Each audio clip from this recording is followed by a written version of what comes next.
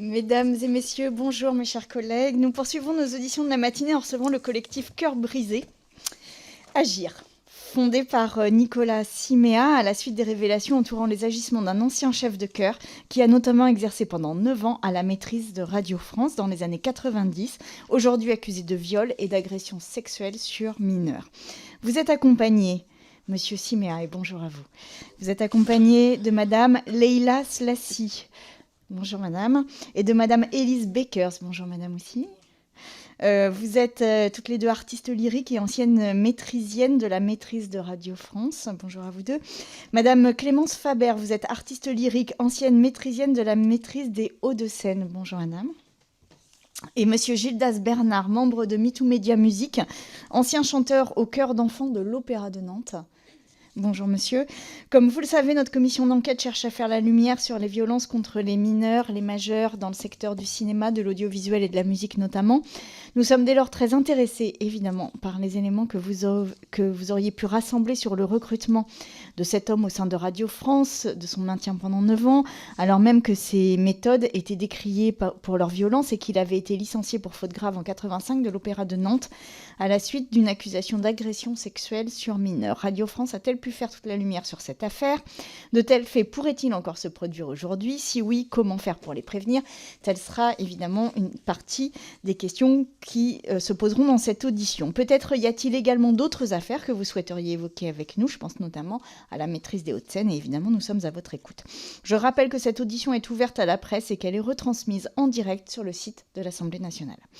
Comme avant de vous laisser la parole et d'entamer nos échanges, et comme vous le savez, je vous rappelle que l'article 6 de l'ordonnance du 17 novembre 1958 relative au fonctionnement des assemblées parlementaires impose aux personnes entendues par une commission d'enquête de prêter serment.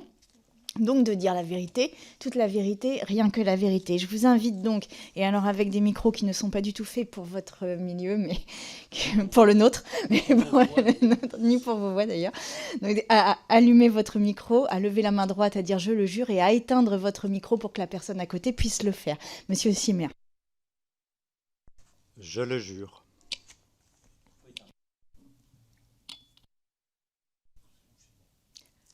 Je le jure. Je le jure. Je le jure. Attendez, juste, allez-y, oui, allez-y. Je le jure. Éteignez votre micro. Je le jure. Je le jure. Nous vous remercions, nous vous laissons la parole pour un propos liminaire si vous le souhaitez.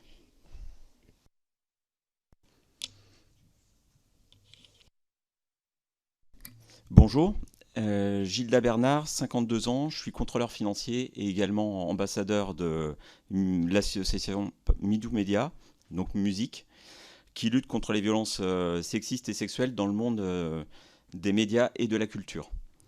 Je suis ancien chanteur des chœurs d'enfants de l'Opéra de Nantes et en janvier 1985, alors que j'avais 12 ans, j'ai subi à 2 reprises des attouchements de la part de Denis Dupeilly, qui était alors mon chef de chœur. Il a même tenté de me remettre une somme importante d'argent lors de son 2e passage à l'acte. Je l'ai interprété comme une tentative d'achat de mon silence. Suite à l'intervention de mes parents auprès du directeur de l'Opéra de Nantes, Jean-Louis Simon, et malgré les tentatives de pression et d'intimidation de 2 proches de Denis Dupeilly, Catherine Métayer et Dominique Pervenche, il a fini par être licencié. Mes parents ayant laissé un ultimatum de 48 heures à l'adjoint au maire en charge des affaires culturelles avant dépôt de cette affaire sur le bureau du procureur de la République.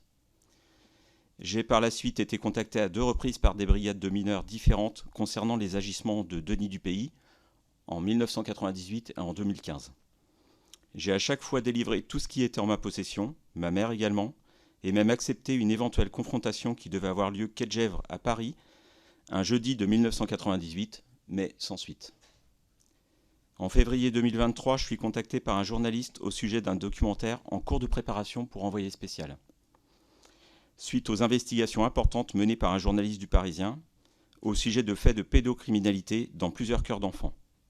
Je réponds immédiatement présent et témoigne un visage découvert pour ce documentaire Les Cœurs brisés, tout comme pour chaque contact presse écrite qui suivra.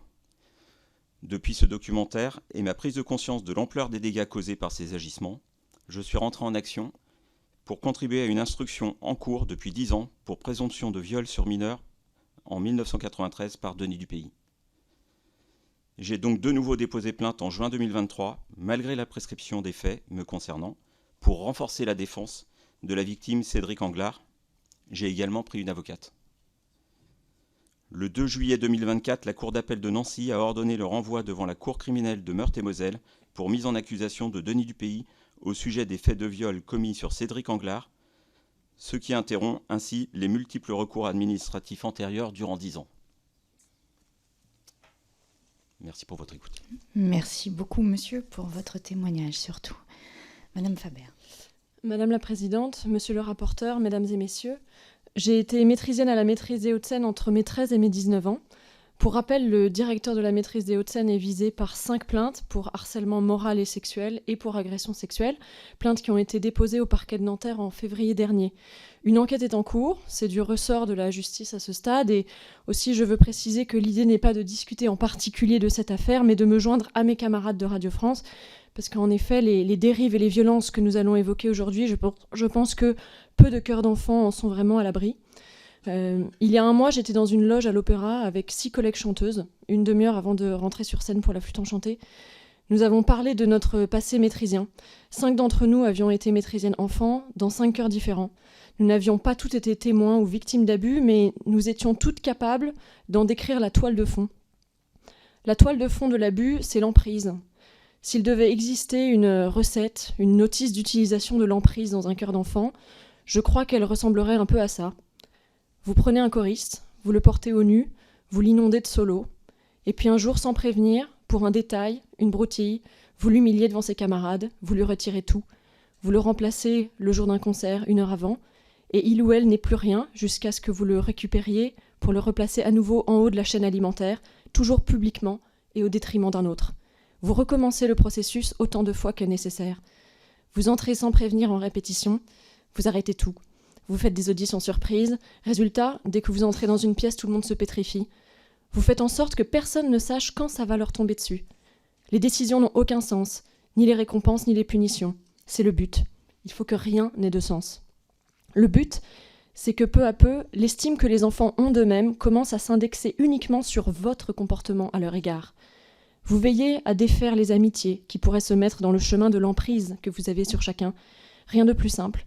Vous prenez 2 amis, vous leur faites travailler le même rôle et vous les faites auditionner l'une contre l'autre. Vous faites en sorte d'être au cœur des conversations en permanence. Vous vous montrez parfois tendre, comme un père, mais seulement avec certains. Vous en choisissez parmi les plus âgés pour surveiller vos tournées et parfois devenir votre bras armé. Vous poursuivez ce petit jeu et au bout de 3 ans, quand l'enjeu c'est une tournée au Japon ou des solos à l'Opéra de Paris, les jeunes sont dans un état de qui-vive permanent et feraient n'importe quoi pour avoir votre approbation. Et c'est là, dans ce chaos, dans ce flou total, que l'abus peut avoir lieu. Pour éviter qu'il ait lieu, des vigilances structurelles peuvent être mises en place. Une gouvernance des nominations aux postes clés, une information des enfants sur leurs droits et une mise en garde contre les abus, un accès à une psychologue indépendante par exemple, comme en milieu scolaire, une procédure d'alerte sécurisée, ligne confidentielle, un référent VSS aussi, un référent VSS qui ne soit ni votre agresseur, ni son N-1, ni sa femme. Mais je pense que nous aurons l'occasion d'approfondir ces points aujourd'hui. Je vous remercie. Merci beaucoup et merci pour votre témoignage, Madame Beckers. Est-ce que vous pourriez éteindre votre micro, Madame Faber? Merci. Madame la Présidente, Monsieur le rapporteur, Mesdames et Messieurs les députés, je suis très honorée, impressionnée et reconnaissante d'être entendue lors de cette commission d'enquête. Je ne pensais pas un jour avoir la possibilité de témoigner de mon expérience malheureuse au sein de la maîtrise de Radio France.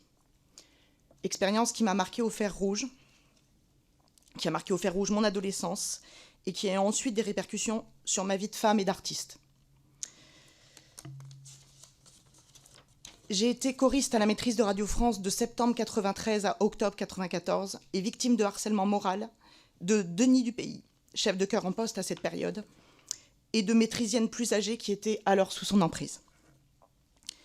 J'ai découvert cette année-là l'humiliation, l'isolement, ressenti un grand sentiment d'insécurité et d'injustice, alors que je venais juste ici, dans cet établissement, apprendre à chanter. J'ai compris très vite, dès les premières répétitions, que nous avions affaire à un prédateur, que je n'avais d'autre choix que de me plier à ses diktats, à ses caprices pédagogiques, si je souhaitais intégrer le groupe et être de celles qui participaient au concert. En définitive, je n'ai finalement réussi qu'à apprendre à me taire et à m'éteindre progressivement. Mes parents, après avoir signalé à plusieurs reprises par des courriers à la direction mon mal-être et n'ayant obtenu aucune réponse à la hauteur du problème, ont fini par me retirer de cette institution lorsque j'ai débuté une dépression sévère. J'étais alors âgée de 13 ans. J'ai développé ce témoignage à l'écrit de façon plus étayée, mais je ne pense pas avoir le temps de le dire. Mais je tenais à dire qu'il ressemble étrangement, malheureusement, à d'autres témoignages que nous avons recueillis ces derniers temps au sein du collectif Cœur brisé Agir. Témoignages d'enfants d'aujourd'hui, appartenant à d'autres chorales, d'autres maîtrises, faisant donc face à d'autres chefs de chœur. C'est à se poser la question, mesdames et messieurs, de l'existence d'un modus operandi qui serait toujours d'actualité dans le milieu de la musique classique. Y aurait-il une tradition, une croyance dans le fait que l'on obtient le meilleur des enfants, des individus, en les contraignant, en les impressionnant, en les assujettissant, en les montant les uns contre les autres? J'espère de tout cœur que cette commission d'enquête permettra l'élaboration d'un cadre, proposera une loi qui pourra enfin protéger les enfants, les artistes, dans les établissements dits d'excellence et dans tous les autres lieux où la culture est dispensée. Merci de m'avoir écoutée. Merci beaucoup, Madame Beckers, pour votre témoignage. Qui souhaite, Monsieur Siméa? J'ai fait partie de la maîtrise de Radio France de 1993 à 1996, soit de mes 10 ans à mes 13 ans. J'y ai été formé au chant, à la polyphonie, à l'harmonie, à la peur, à l'histoire de la musique, à la soumission, au chef tyrannique. Ce chef, Denis du Pays, valorisait et brisait tour à tour par des humiliations publiques, des traitements de faveur. « Qui veut travailler ?» lançait-il. Les vocalise, seul, devant toute la maîtrise, sa main en étau sur la nuque, secouant le volontaire, moi et d'autres, son souffle court et son corps collé contre mon dos, les mains bien basses pour me faire sentir où se passe la respiration. J'ai fait partie des élus et j'en ai porté le poids. À 12 ans, j'ai perdu la capacité de marcher. Trouble de 2 mois sans origine physiologique. Du Pays m'a aussi invité au restaurant, au cinéma aussi un soir. J'ai insisté pour être accompagné par un ami. Par la suite, à chaque retrouvaille avec d'autres anciens et anciennes, un malaise suintait à grosses gouttes en forme d'enquête de police, de suspicion autour de tel ou tel camarade, du renvoi final de Du Pays en 1998. Puis le 30 mars 2023, une ancienne poste sur le groupe Facebook des anciens de la maîtrise de Radio France un lien vers l'émission d'envoyé spécial Les Cœurs brisés. Je découvre, horrifié, les révélations journalistiques, les témoignages terrifiants de Gilda Bernard, ici présent, et Cédric Anglard me percutent, tout comme leur courage. J'apprends qu'ils ont déposé plainte pour agression sexuelle sur mineur en 1985 pour Gilda et pour viol sur mineur dans le cas de Cédric il y a plus de 10 ans. Cédric l'a déposé à la suite du suicide d'un camarade maîtrisien qui aurait passé la nuit précédant le viol de Cédric, seul avec Du Pays dans une caravane lors d'une tournée. Et aucun procès n'a eu lieu à ce jour. Alors le 30 mars 2023, j'ai réagi sur ce groupe Facebook et j'ai proposé un échange visio pour libérer nos paroles et dont notre collectif Cœur brisé Agir est le fruit. Nous sommes ici aujourd'hui, anciens, anciennes, des maîtrises de Radio France, de l'Opéra de Nantes, des Hauts-de-Seine, parce que nos enfances n'ont pas été protégées et que des institutions défaillantes ont livré et continuent de livrer des enfants à des chefs pervers et criminels. Nous sommes ici, nous et vous, pour changer cela. Merci beaucoup, Monsieur Siméa, pour votre témoignage. Madame Slassi. Bonjour, Donc, je suis Leïla Zlassi, j'étais maîtrisienne de mes 9 ans à mes 16 ans, donc de 1984 à...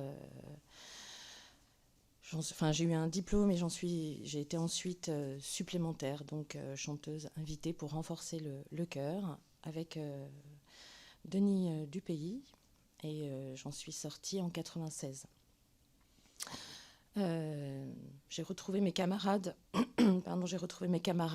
effectivement lors de la diffusion, à la suite de la diffusion du reportage d'Envoyé spécial. Il nous a semblé urgent en fait de nous réunir, car effectivement il y avait de l'isolement de chacun pendant les périodes de maîtrise. Isolement de la souffrance des uns des autres et de ce que pouvaient vivre certains de nos camarades. Donc on s'est vite retrouvés grâce à des visios, effectivement, interminables, jusqu'à 1h, 2h, 3h du matin, où tout sortait. Des témoignages récents, des témoignages anciens, des témoignages très anciens de différentes générations, comme s'il y avait un systématisme de procédés, un systématisme de l'horreur des témoignages.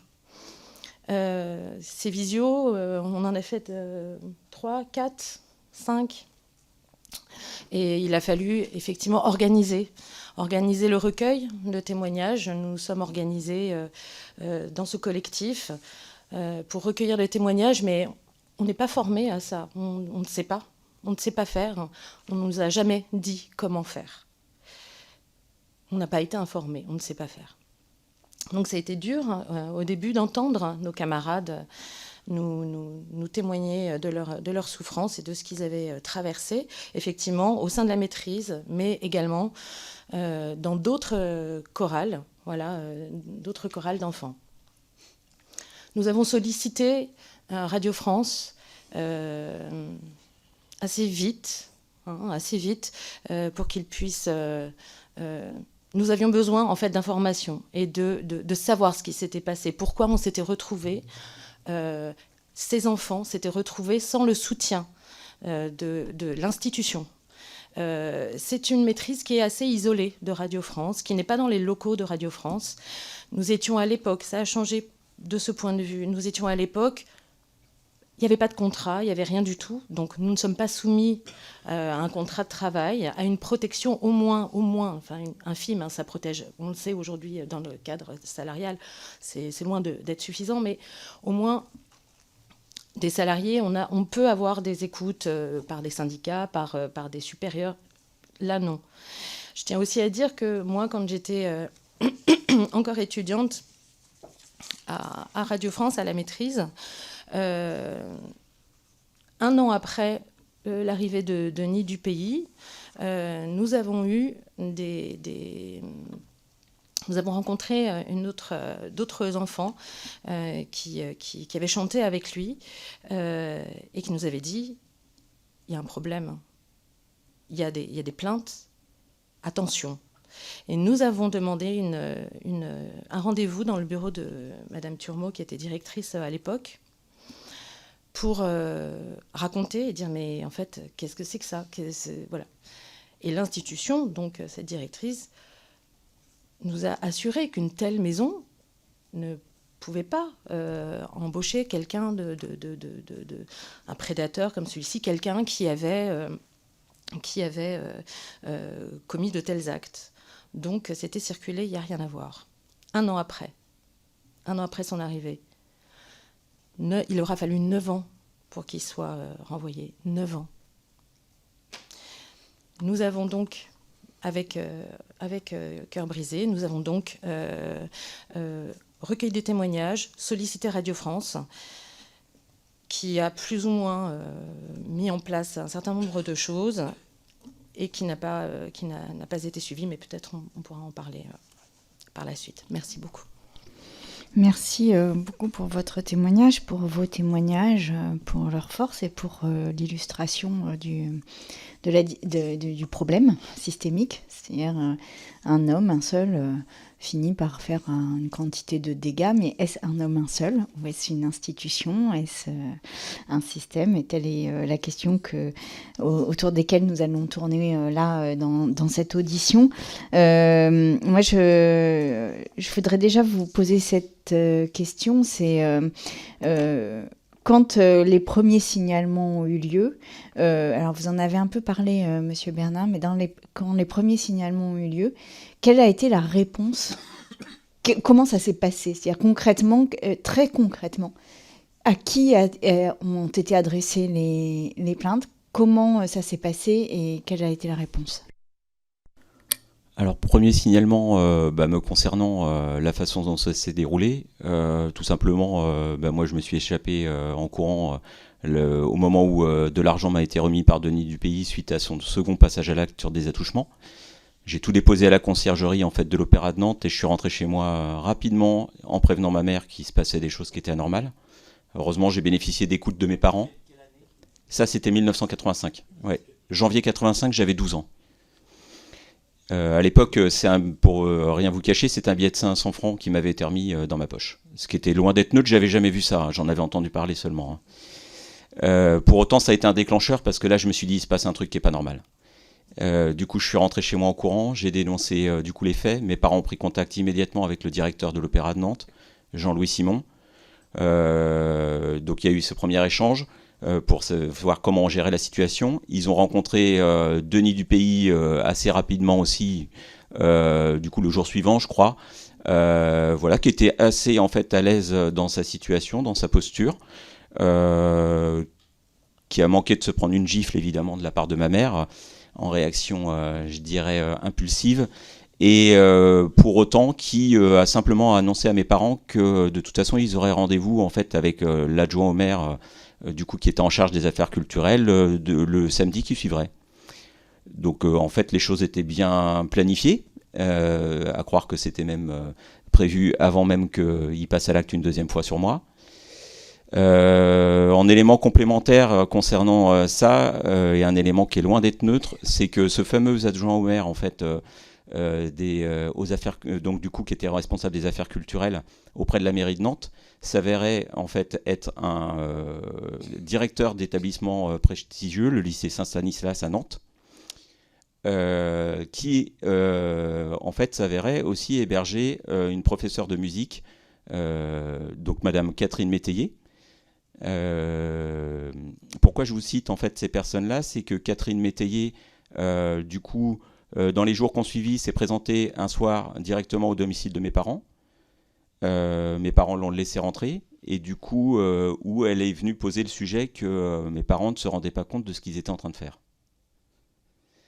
Mes parents avaient pris entre-temps en contact avec un avocat, à savoir que Catherine Métayer a fait carrière aussi auprès de Cœur d'enfant, notamment dernièrement en Andorre. Je pense que sur Radio France, vous aurez peut-être l'occasion d'en parler, mais c'est quelqu'un qui a été aussi, en fait, toujours dans l'environnement proche de Denis Dupeilly. L'été qui précède le passage à l'acte de Denis Dupeilly me concernant, j'étais prévu pour en fait participer à un stage organisé par Ses Soins, où j'aurais été isolé des chœurs de l'Opéra de Nantes, puisque j'aurais dû me rendre à Carcassonne, accompagné de Denis Dupeilly. Je vous laisse imaginer en fait ce qui se serait passé. J'ai eu la chance d'avoir une intervention chirurgicale, donc pour le coup c'était une chance, qui a fait que j'ai pas pu y participer. Voilà, et la suite du coup, convocation oui par Dominique Pervenche. Mes parents ont senti le truc en fait pas sain se mettre en route, et du coup ont refusé en fait cette prise de contact. Il a insisté par téléphone à plusieurs reprises. Voilà. Et la réponse a été que mes parents, pour le coup, lui ont demandé d'agir au plus vite, du coup, avec un ultimatum de 48 heures que j'évoquais tout à l'heure. Sinon, il y avait dépôt, en fait. Et entre-temps, j'ai été contacté par la brigade des mineurs à Valdec-Rousseau, en fait, au commissariat de Nantes, pour être entendu. Ok, merci. D'autres veulent répondre à cette question sur... Oui, Madame Beckers, vous l'avez aussi évoqué dans votre propos. Oui, effectivement, mes parents ont écrit plusieurs courriers à la direction donc de la maîtrise, pas direction de Radio France directement, direction de la maîtrise, avec aucun retour. Et la seule solution, en fait, mes parents se sont rendus compte en prenant rendez-vous avec Dupuy qu'il y avait effectivement un problème, c'est qu'au moment où ils ont attendu, devant son bureau, un petit garçon est passé, a frappé à sa porte, mais avant de frapper à sa porte, a fait un signe de croix. Voilà. Donc ils ont pris conscience que je n'étais pas pas adaptée à la pression que demandait l'exigence de cette maîtrise-là, mais qu'il y a effectivement un dysfonctionnement. À tout le moins, oui. Si je peux me permettre, Oui. ouais, j'aurais un élément complémentaire qu'on voulait présenter en fait conjointement, qui met beaucoup de liens en fait du coup sur les personnes présentes devant vous aujourd'hui. C'est un échange par mail en fait qui a eu lieu entre l'adjoint au directeur de la musique de Radio France, du coup qui a envoyé un mail de signalement auprès du directeur de la musique de l'époque. Donc il s'avère que c'est Jean-Michel Nectou qui s'adresse à Monsieur Dumay le 7 septembre 98 à 13h07. Vous comprendrez pourquoi, je vais vous expliquer après pourquoi je vous précise cette date. Et parce que c'est la genèse en fait de Cœur brisé Agir. J'ai pu joindre Jean-Louis Simon, ancien directeur de l'Opéra de Nantes. Il n'a pas fait de mystère des plaintes très précises déposées par les parents d'enfants chantant à l'opéra, plaintes qui ont été la cause directe du licenciement décidé par la municipalité, sans autre développement judiciaire. Je reste persuadé que c'est cette affaire très fâcheuse qui finit par revenir au jour. Enfin, j'espère que ce n'est que cela, si j'ose dire. Simon n'était pas au courant de développements plus récents et je ne lui ai rien dit de l'enquête, lui ai parlé de rumeurs. Il se proposait de nous communiquer des éléments plus précis du dossier qu'il a conservé, mais je pense que nous en savons assez. Il m'a confirmé qu'il n'y avait eu aucun contact avec Radio France après son départ. En revanche, il en avait eu avec Toulouse, qui n'avait pas tenu compte des renseignements donnés. Il s'agissait d'un cœur d'adulte, je crois. C'est au moins avec Toulouse que l'on aurait dû parler. Si Colin décide de consulter tous les parents de garçons de la maîtrise, cela fera du grabuge. Mais il risque de renoncer si les premiers témoignages sont négatifs. Quelle horrible affaire. Je suppose que vous transmettez cela à Nicole Dufay, la responsable des ressources humaines. Sinon, je peux le faire. Il s'avère que le lendemain, le 8 septembre 1998, j'ai été contacté par le lieutenant Colin pour un échange téléphonique qui s'est suivi de courrier en fait, de témoignages de ma part et de la part de ma mère, où même on me proposait, en fait, si je l'acceptais, d'avoir une confrontation directe avec Denis Dupuy, quai de Gesvres à Paris, le jeudi qui suivait. Suite à cet échange que j'ai eu avec le lieutenant Colin, je n'ai plus jamais eu de nouvelles. Merci beaucoup, parce que ça éclaire en effet le sujet. Monsieur le rapporteur. Juste sur... est-ce qu'il y a eu des dépôts de plainte de votre part entre 85 et 98 ? Allez-y. Pardon. Non, pas de nouveau dépôt de plainte entre 85 et 98. Le dépôt de plainte que j'ai effectué, ça a été en juin 2023, malgré la prescription. Vous aviez quel âge ? En juin 2023 ? J'avais du coup 51 ans.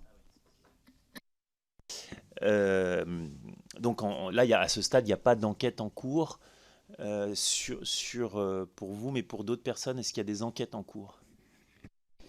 Oui, exactement, puisque en fait, comme je le précisais tout à l'heure dans ma présentation, le 2 juillet 2024, la Cour d'appel de Nancy a ordonné le renvoi devant la Cour criminelle de Meurthe-et-Moselle pour mise en accusation de Denis Dupuy au sujet des faits de viol commis sur Cédric Anglard.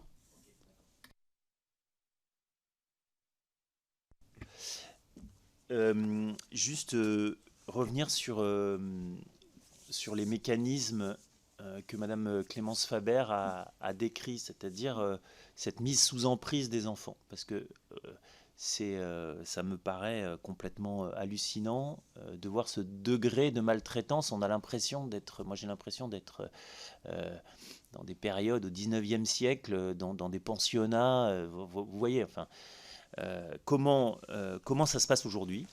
C'est la question, parce qu'on a un certain nombre de ces maîtrises qui existent. Alors, juste peut-être aussi nous préciser quel est le statut des maîtrises, parce qu'elles ne sont pas toujours, elles n'appartiennent pas, on dit maîtrise de Radio France, mais il me semble que c'est c'est une association différente de Radio France.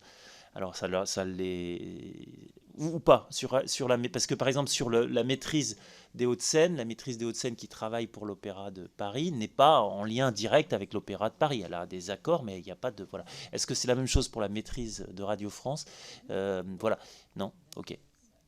C'est une structure juridique de Radio France. Oui. Ok. Ok. Ok. Sur mes questions sur le maintenant, sur ces modes de management, excusez-moi du terme d'enfant, qui est complètement hallucinante, est-ce que ça perdure? Est-ce que des échos que vous avez, parce que j'imagine que votre cœur brisé reçoit des témoignages de petits maintenant, et c'est parce que là, il y a des enquêtes judiciaires en cours pour vos affaires. On ne va pas trop rentrer, mais elles nous sont révélatrices de phénomènes. Mais maintenant, nous, la question, c'est est-ce que ça perdure et comment ça fonctionne dans un certain nombre de maîtrises? Qui souhaite répondre? Allez-y, Madame Beckers. Bien allumer mon micro, oui. À peine hier, j'ai reçu un témoignage d'un enfant qui avait été dans le chœur Sotto Voce, dirigé par Monsieur Scott Alan Prouty.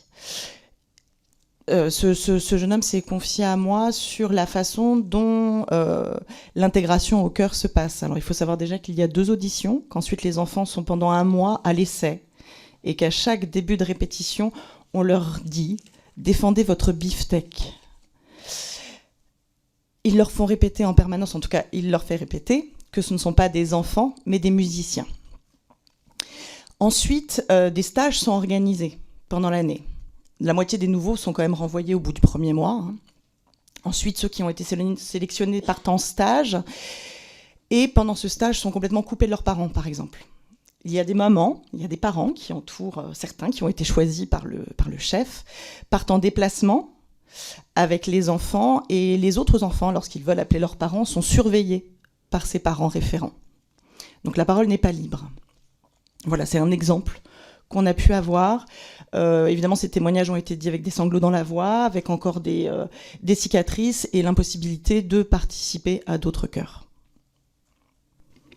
Monsieur Siméa, vous aviez demandé. Oui, je voulais juste reprendre le parallèle que Clémence Faber a fait tout à l'heure entre l'affaire d'Archennes et l'affaire du pays. On est vraiment exactement sur les mêmes mécanismes et donc ça prouve aussi l'actualité de ces pratiques. En ce qui nous concerne, je peux faire un panorama rapide des témoignages qu'on a reçus. Pour les plus anciens, je pense qu'on parle de la période entre 79 et 84 concernant Henri Farge, qui était à l'époque le chef de la maîtrise de Radio France. On a des témoignages qui incriminent Denis Dupeilly dans d'autres chœurs, comme les Moineaux du Val-de-Marne. On a eu des témoignages donc déposés à la Civis, donc de façon anonyme. 3 témoignages qui font état de violences sexuelles. On a des témoignages concernant un chef de la maîtrise de Radio France de 1998 à 2007, donc Tony Ramon. Concernant Bernard de Vacter pour le chœur Les Boréales, donc Scott Alan Prouty pour Sotto Voce, et plus largement, il y a tout le système des Pueri Cantores, qui sont donc les maîtrises religieuses, qui sont pour le coup une association encore à part, dans lesquelles Denis Dupeilly a sévi largement. On suspecte aussi qu'il peut y avoir beaucoup d'autres victimes qui n'ont pas encore parlé. Il y a une personne qui est venue témoigner auprès de nous la semaine dernière, donc pour le chœur des Moineaux.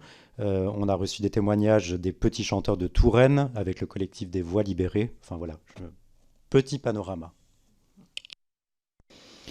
Sur ça, là, justement, vous aviez évoqué les processus de recrutement par des auditions. Et vous disiez que après, il y avait une espèce de flou sur votre statut, les enfants. Donc ma question, c'est dans ces chœurs, et pardon si cette question peut vous sembler naïve, mais y a-t-il des accompagnants d'enfants en dehors des parents et de certains parents sélectionnés, comme vous le disiez? Et quel est le statut en fait du travail de ces enfants dans les chœurs?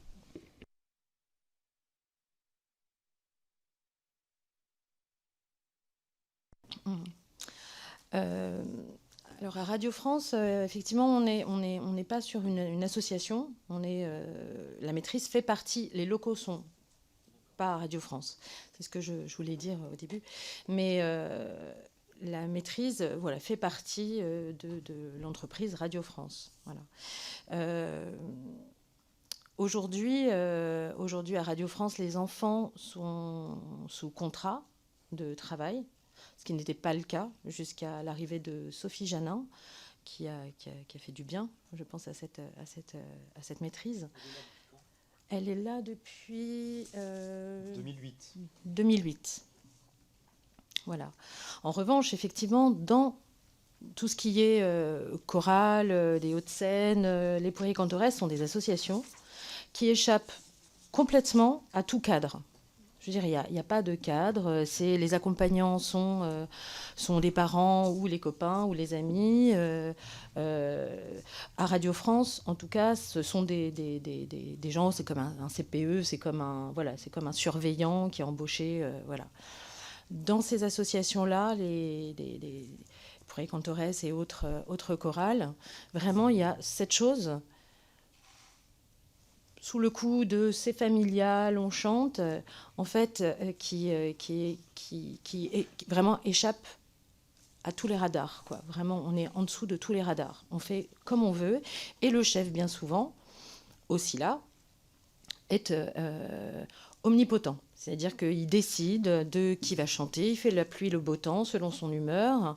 Quand on a affaire à une personne comme ça, il fait vraiment la pluie et le beau temps. Et les enfants sont soumis, en fait, à la volonté arbitraire, comme c'était bien décrit tout à l'heure, du chef. Sous pression, parce que quand même, ce sont des enfants qui vont se retrouver sur scène aussi, sous pression de plaire, sous pression aussi des parents, parce que souvent les parents poussent les enfants, c'est l'excellence, on fait partie du super chœur, la maîtrise c'est très prestigieux, Sotto Voce aussi, c'est la ref. Voilà. Et du coup, il y a cette espèce de pression interne où on isole aussi les enfants, on les isole. Pas de contact trop avec les sérieux, on reste entre nous, concentrés, parce qu'on est des battants. Et puis les parents. Il y avait Madame Faber qui voulait compléter. Oui, je voulais ajouter, parce qu'on parlait des accompagnants. Non, mais je vais attendre. Oui. Moi, ce que j'ai observé, c'est que très souvent, les accompagnants sont en réalité d'anciens maîtrisiens qui ont été recrutés, qui sont arrivés à 10 ans. Et qui ont parfois développé des liens de très très grande fidélité vis-à-vis du chef et qui se retrouvent très jeunes, 21, 22 ans, à surveiller des tournées. Moi, en tournée à 19 ans, je me suis retrouvée, parce qu'on me l'a demandé un soir, à surveiller dans les chambres des enfants qui avaient 1 an de moins que moi. Donc des copines à moi qui avaient 18 ans. Et pourquoi on fait ça ? Parce qu'on crée comme ça des castes, en fait. C'est-à-dire qu'on donne un galon comme ça à un élève. Bon, 2 jours plus tard, j'étais remise à ma place. Mais c'est créer comme ça des petits groupes de niveau. Et puis, il n'y a évidemment aucun contre-pouvoir, parce que tous ces accompagnants-là, évidemment, n'ont aucun recul sur la situation. Voilà.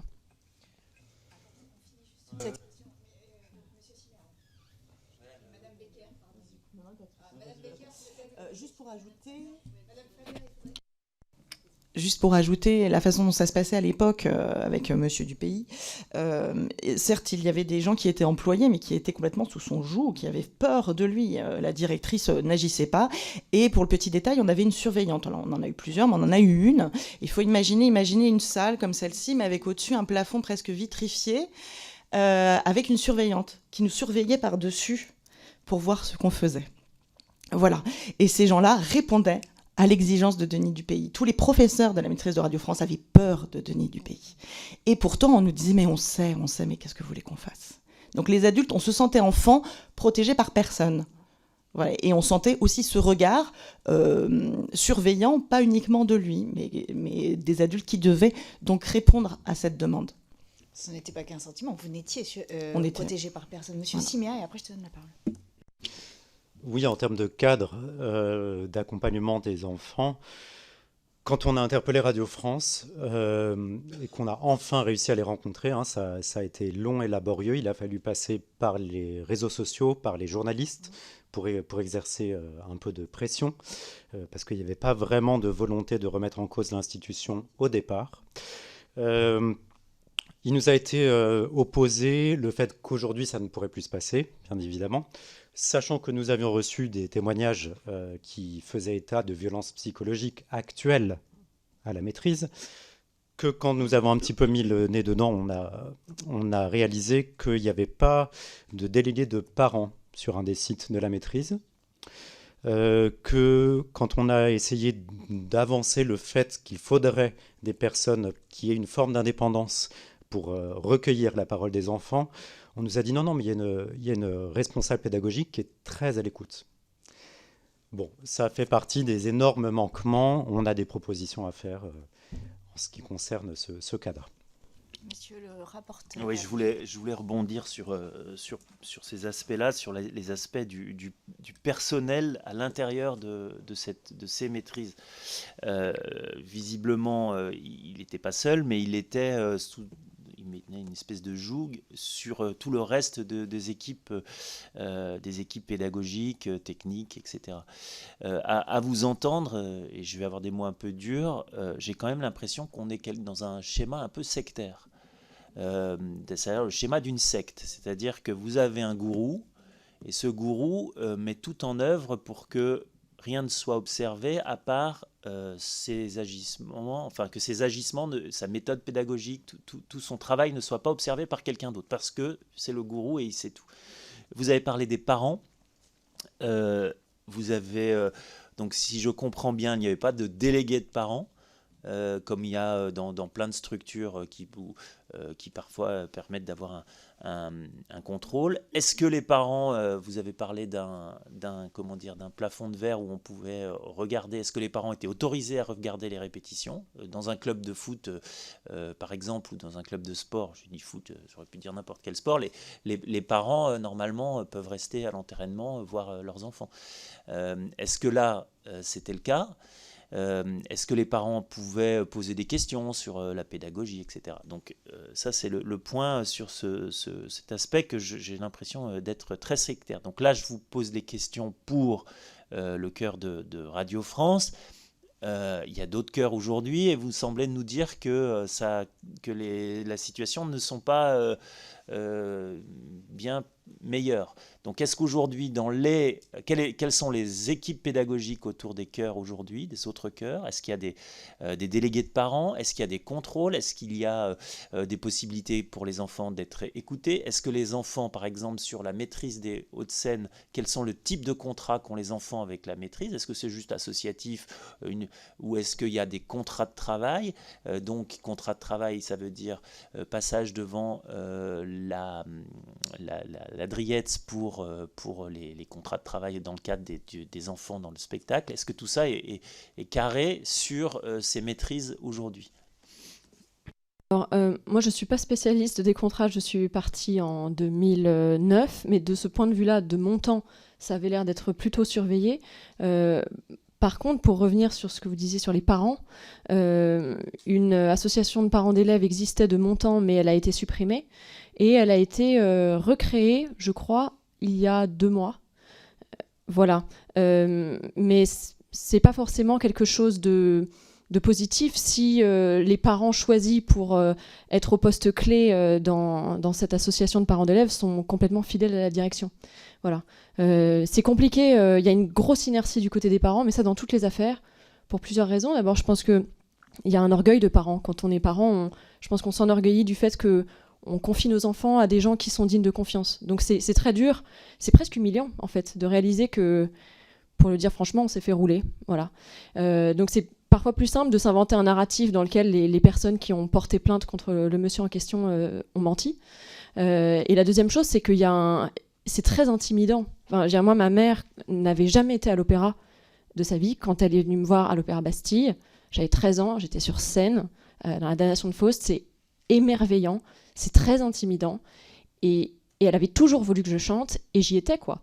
Et c'est donc quand je rentrais de tournée complètement déprimée, je pense qu'une part d'elle se disait bon, on va. Le but est quand même beaucoup plus noble, quoi. Il faut tenir, quoi.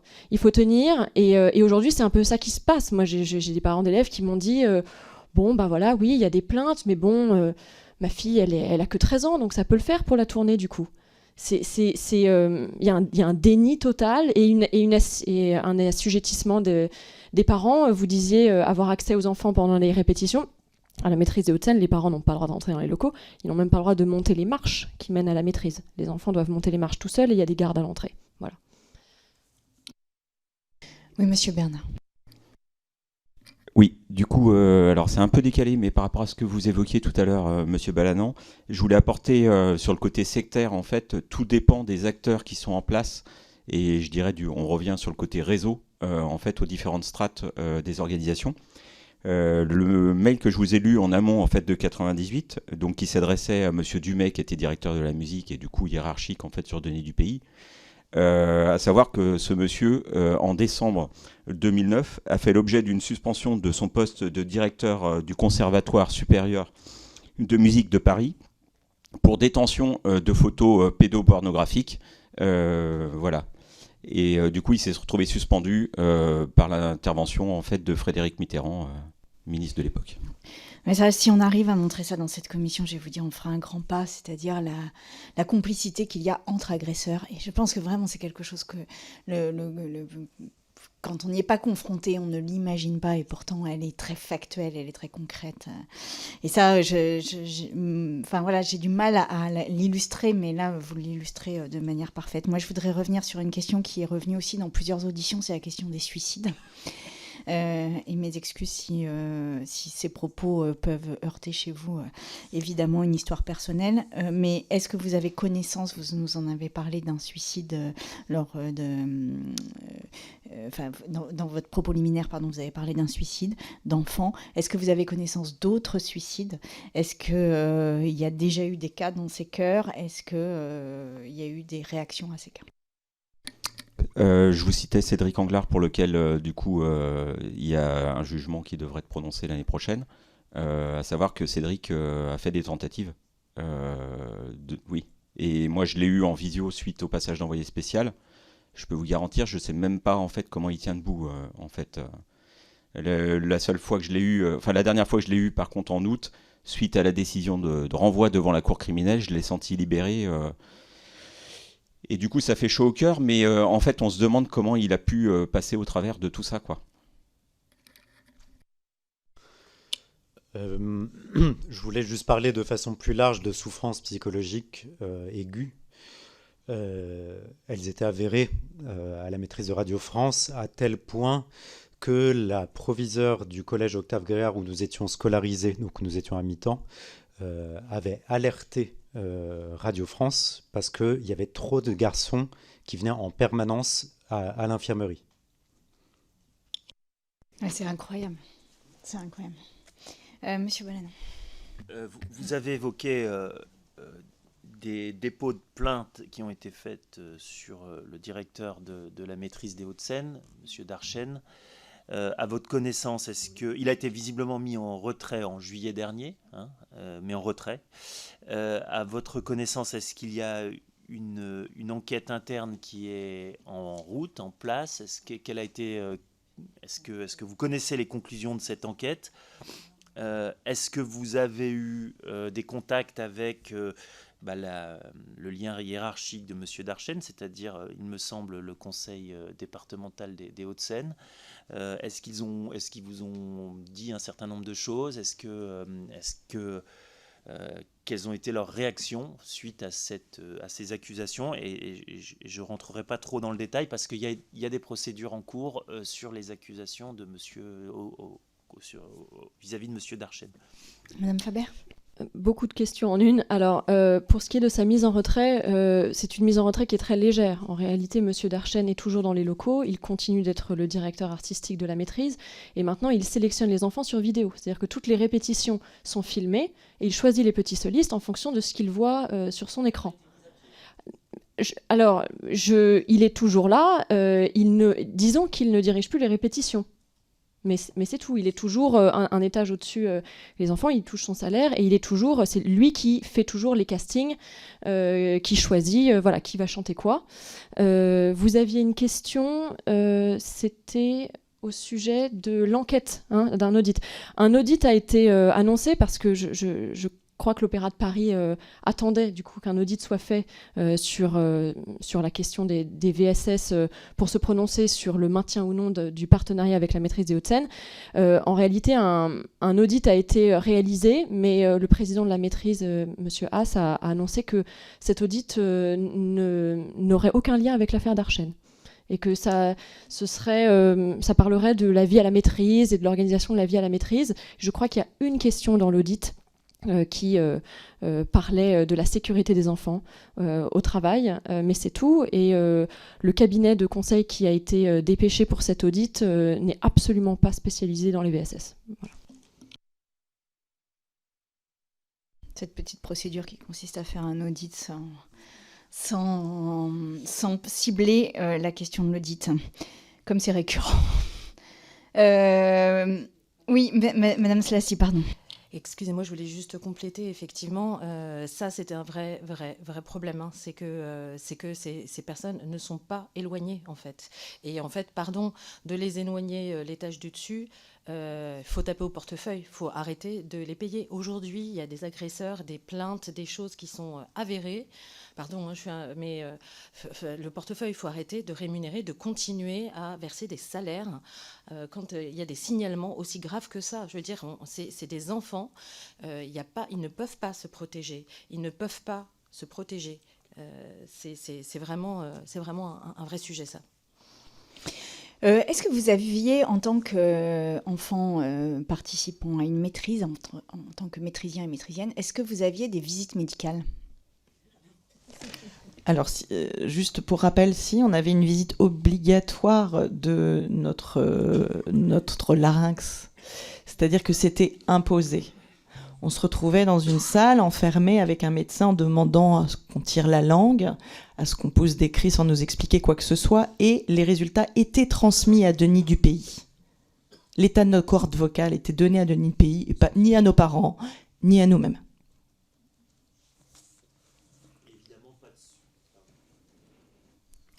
Et évidemment, pas de suivi psychologique dans ces temps-là. Et aujourd'hui, maintenant, est-ce qu'il y a un suivi psychologique des enfants ? Parce que ces enfants, quand même, sont des enfants qui sont amenés à aller à l'opéra, devant 2000 personnes, sur des productions qui sont des productions énormes, avec des enjeux énormes. Et donc, est-ce qu'aujourd'hui, il y a un suivi psychologique de ces enfants sur les enjeux, au-delà, évidemment, de tout ça, sur la... Monsieur Simé. Ah, et après, j'ai des questions des collègues. Oui. Donc non, ça fait partie de nos demandes. Donc évidemment, un suivi pédopsie, idéalement externe à la structure, ou en tout cas qui ait une forme d'indépendance. La mise en place de référents VHSS aussi, qui soient formés au recueil de la parole de l'enfant, parce que c'est quand même très spécifique. Des contrôles, des inspections indépendantes régulières. L'obligation d'informer les parents avec des informations, des affichages visibles et existants, ce qui n'est pas le cas aujourd'hui. La formation du personnel éducatif ou administratif au VSS et en psychologie de l'enfant aussi, ça pourrait être pas mal. Et au niveau de la prévention des risques auprès des enfants, on pense que l'idéal, ce serait quand même de multiplier les voies possibles de recueil de la parole. On peut penser à des initiatives comme les papillons, qui sont des boîtes aux lettres anonymes. Évidemment, les délégués enfants, qui peuvent être un bon recours entre enfants pour avoir peut-être un peu plus confiance. Pas systématiquement. C'est ça la question, c'est de mettre en place des protocoles et plus seulement des chartes, donc des choses un peu contraignantes. Et également la présence de responsables VSS formés à la parole de l'enfant. Merci, Monsieur Salmon, vous aviez une question. Oui, merci Madame la Présidente, Monsieur le rapporteur, Mesdames, Messieurs, merci pour vos témoignages. Ma question, c'est, moi je vais vous faire part de ma petite expérience. Étant jeune, j'ai fait de la musique dans une école de musique municipale et j'ai été membre d'orchestre d'instrumental et aussi d'une chorale qui reprend tous les enfants de l'école de musique. Et quand j'entends vos témoignages, je me dis que j'ai eu la chance, moi, de ne jamais subir ce que vous avez subi. Et du coup, ma question, elle est assez simple. Est-ce que vous avez, via votre association, des retours sur des remontées de témoignages sur des plus petites écoles, parce qu'on parle des maîtrises et on voit la difficulté, parce que peut-être que les solutions à mettre en place, ça serait en fonction du niveau de la maîtrise et de l'importance et je pense de la pression qu'il y a du coup dans ces écoles, contrairement à des endroits plus modestes. Moi, c'était le conservatoire de musique de Vannes. C'était une petite école de musique, enfin une belle école de musique quand même. J'ai pris du plaisir, mais où on n'était pas confronté à une pression importante. Monsieur Siméa. Moi, je réfléchirais, enfin, je me dis juste qu'il y a tellement peu de cadres réellement de protection de l'enfance qui sont mis en charge dans des grandes structures. Nous, ça nous interpelle par rapport aux plus petites structures qui n'ont encore moins de moyens. Et donc, en fait, ce serait peut-être pas mal que des structures comme Radio France, notamment, puissent être un peu pilotes dans ce genre de protocole. Et l'autre aspect, c'est celui de l'excellence, en effet, qui est trop souvent associé à une forme il y a une forme de violence, d'humiliation qui est inhérente et qui évidemment entraîne des pressions psychologiques beaucoup plus fortes. Madame Slassi. Oui, d'ailleurs, avec le collectif, quand on s'est formé, il nous a semblé essentiel de recueillir des témoignages, de faire la lumière sur le désarchivage, en fait, comment ça s'est passé, qu'est-ce qui s'est passé, quels ont été les process de l'entreprise à ce moment-là, et aussi de regarder vers l'avenir et de réfléchir ensemble à une charte, à un protocole, parce que la charte, effectivement, on peut, c'est juste en consultation. Le protocole, c'est quelque chose qu'il faudrait mettre en place dans toutes les structures d'enseignement artistique. En plus, le corps est très important dans la musique. Le chant en plus, voilà, c'est quand même, il y a beaucoup de travail. On a décidé de travailler avec Radio France sur ce sujet-là les mois qui ont suivi. Nous avons commencé un travail intéressant, notamment avec Sophie Janin, et en septembre, les vacances sont passées dessus. Radio France n'a jamais relancé. Madame Beckers, et après je vous propose une dernière question et on conclut parce qu'il est déjà 34. Alors pour vous répondre, monsieur le député, je pense qu'effectivement, l'excellence est souvent permet de justifier beaucoup de choses. En tout cas, la volonté d'excellence. Et je me rappelle que Denis Dupeilly nous disait tout le temps avant de rentrer sur scène, rappelez-vous qui vous êtes. Voilà, je pense qu'effectivement, dans ces endroits-là, en plus le pouvoir que ces hommes détiennent dans leurs mains est jouissif et permet effectivement de passer plus facilement à des actions d'humiliation, etc. Mais il est évident que dans les petites associations, il n'y a pas non plus cette possibilité d'être invité dans ce genre de commission et de pouvoir témoigner. Monsieur le rapporteur, pour la dernière question. Une question, parce que je suis assez frappé. En réalité, vous avez cité des noms, et je suis assez frappé du parcours de ces gens qui vont de maîtrise en maîtrise, et visiblement... à Nantes, Monsieur Bernard, Monsieur Dupeilly a été viré. Monsieur Dupeilly a pu aller à la maîtrise des Radio France. Aujourd'hui, il est où, Monsieur Dupeilly ? Peut-être qu'il est trop âgé pour continuer. Et alors, on a quand même l'impression qu'il y a une sorte de réseau des maîtrises avec des chefs de chœur qui sont des chefs de chœur un peu tout-puissants. Enfin, est-ce que c'est un constat dramatique ou que je dramatise, ou est-ce que c'est une réalité ? Monsieur Bernard pour le mot de la fin du coup et Monsieur Siméa après. Monsieur Bernard. Oui, merci. Du coup, j'avais justement un témoignage complémentaire à vous apporter sur des faits récents qui concernent Toulouse. Donc il ne s'agit pas de Denis Dupeilly, mais on est encore sur les mêmes schémas. C'est-à-dire que en fait, Bertrand Ollet, qui en 2003 était chef de chœur par intérim, a du coup en fait fait subir à 8 garçons âgés entre 9 et 11 ans, entre 97 et 2004, du coup des agressions sexuelles. Il a été condamné à 5 ans de prison, dont 2 avec sursis en 2007. Il s'avère qu'il a fait 5 semaines de détention. Et par la suite, en fait, il a eu, malgré le fait qu'il ait été incarcéré pour troubles graves à l'ordre public, ce qui est quand même pas neutre, en juillet 2007, et finalement, en fait, il était innocenté et du coup, même s'il avait reconnu les faits. Aujourd'hui, Denis Dupeilly, moi, j'ai pu lire en fait des dépositions qu'il a eues, il reconnaît les faits. il reconnaît presque les faits depuis le début. Donc en fait, c'est quoi l'histoire?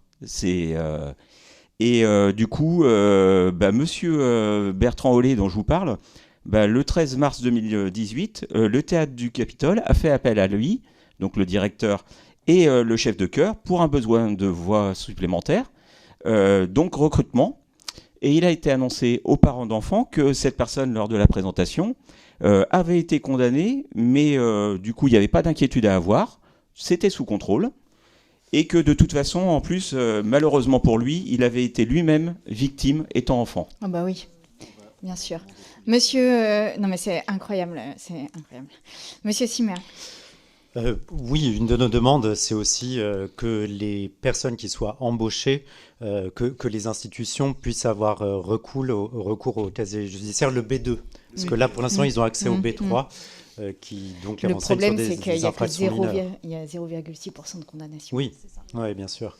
Et ça pose aussi quand même la question, on parlait des réseaux de soutien, je pense, oui, la question des réseaux de façon plus large, et également des protections et des ingérences politiques, notamment, comme on l'a vu avec M. Pervenche, à Nantes. En ce qui concerne Denis Dupeilly, il se vantait en permanence et a emmené la maîtrise faire des concerts dans sa loge maçonnique. Il y a pas mal de questions à poser autour des réseaux d'influence qui protègent les pédocriminels. En vous remerciant très chaleureusement pour vos témoignages, votre courage et le fait que vous ne lâchiez pas l'affaire. Nous sommes là évidemment pour essayer de trouver le cadre qui permette de protéger les enfants. Alors, les enfants qui entrent aujourd'hui dans les chœurs, qui entrent aujourd'hui dans le monde artistique. Et merci parce que vos témoignages sont très utiles pour savoir vers vous comment agir en tant que depuis notre place de législateur. Merci infiniment.